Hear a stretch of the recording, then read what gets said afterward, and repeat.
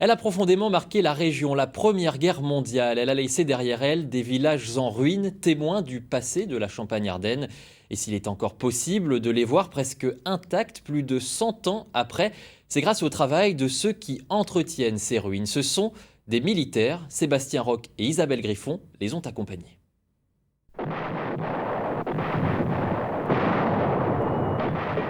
Nous sommes en 1914.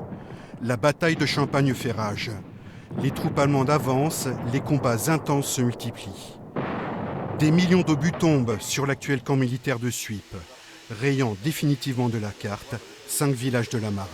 Il ne reste pas grand-chose de ces villages détruits, mais l'âme des villages est encore là.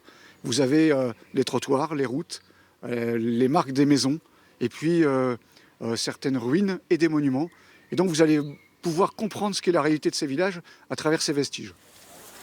Pour perpétuer ce devoir de mémoire, les villages fantômes sont régulièrement entretenus par des militaires et du personnel civil de l'armée, comme David.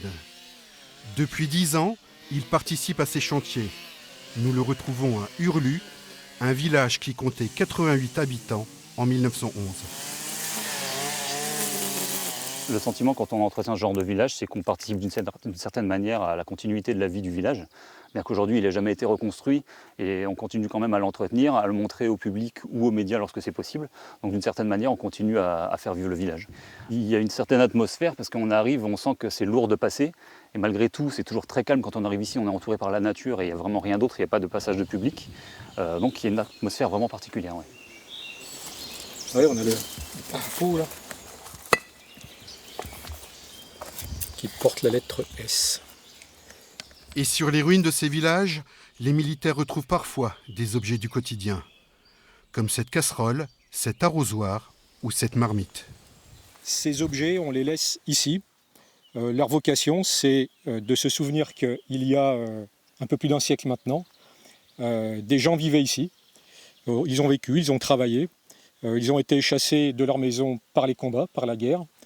Mais il est important de se souvenir de la vie de ces personnes.